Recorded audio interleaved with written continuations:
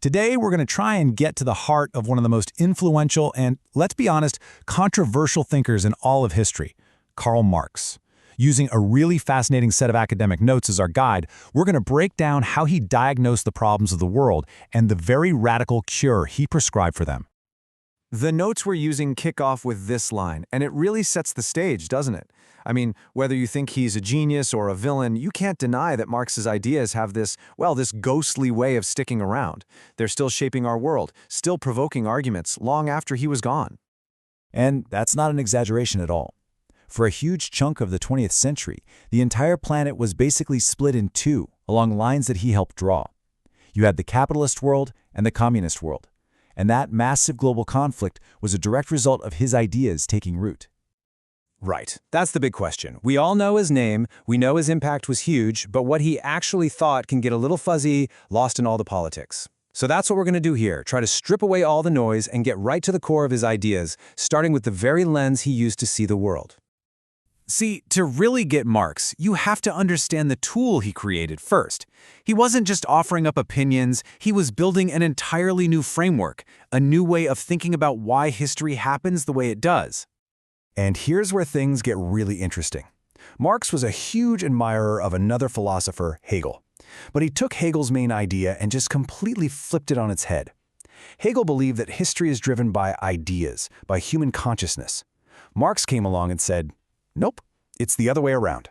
He argued that the material world, our economic conditions, how we make stuff, how we survive, that's the foundation.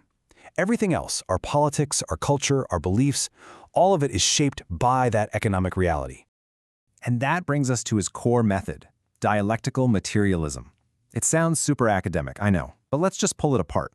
Materialism just means the economic, material world comes first, and dialectical? That's just a fancy way of saying that things change through conflict, like a constant tug-of-war. So for Marx, the engine of all history is the struggle between economic classes, the haves and the have-nots, fighting over resources. And this is a great way to picture it. He saw society as a building. At the bottom, you've got the economic base. That's the foundation, the factories, the farms, the technology, and who owns it all.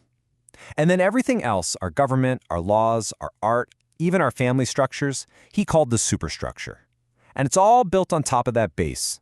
And in his view, it mostly exists to protect and justify that economic foundation. So with this new tool in hand, Marx turned his focus to the system that was exploding all around him in the 19th century, capitalism. And he approached it almost like a doctor making a diagnosis, trying to identify its fundamental nature and its inherent sicknesses. This is probably his most famous line, and it's the key to his whole diagnosis. He's saying, if you want to understand any society at any point in time, don't look at the kings and queens or the great speeches. Look at the underlying conflict between the social classes. That's where the real story is.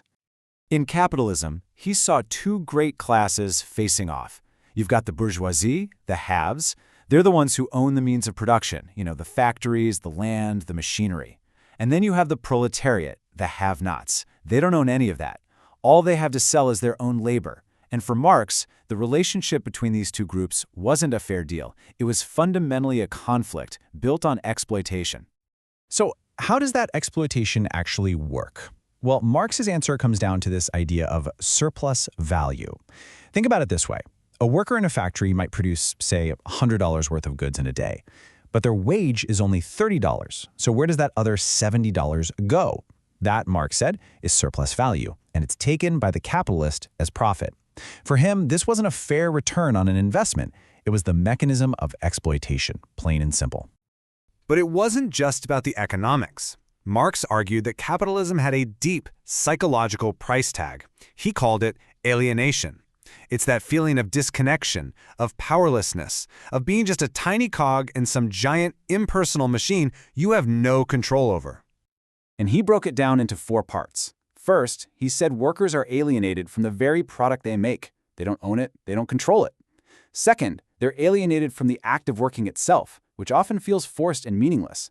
Third, they're forced to compete against each other for jobs and wages, alienating them from their fellow humans. And finally, all this alienates them from their own human nature, which he believed was to be creative, productive, and free.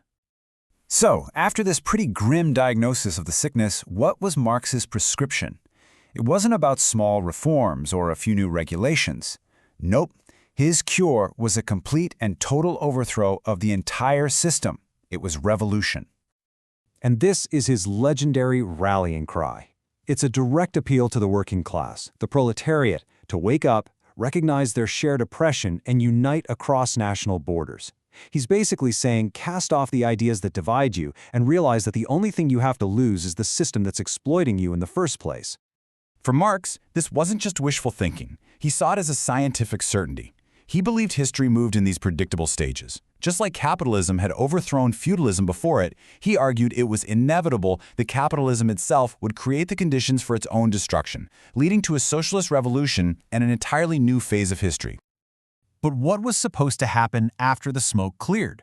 What was the ultimate goal of this revolution? This is where some of the biggest misunderstandings about Marx come from. The point wasn't to create some all-powerful government that would last forever. This table really helps clear things up. Marx saw two stages. First comes socialism. That's a transitional phase. Here, the workers take control of the state, what he called the dictatorship of the proletariat, which just meant a state run by the working class majority. The principle here is from each according to his ability to each according to his work. But that's not the end goal. The final destination is communism. This is a society where classes are gone, private ownership of production is gone, and the state itself has withered away because it's no longer needed. And here, the principle changes to from each according to his ability to each according to his need. So at the very end of the line, what Marx envisioned was basically a utopia, a world without any exploitation, without any alienation.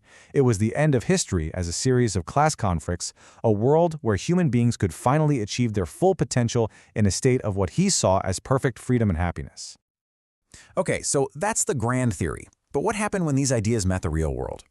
Well, the legacy of Marxism is, without a doubt, one of the most fiercely debated topics there is.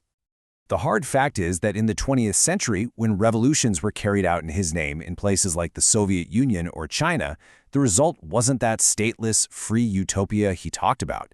Instead, what emerged were often brutal, totalitarian governments that crushed individual freedom rather than creating it.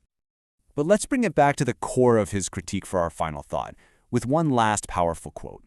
Marx believed that capitalism contained the seeds of its own destruction, that its own internal logic would inevitably lead to its own downfall.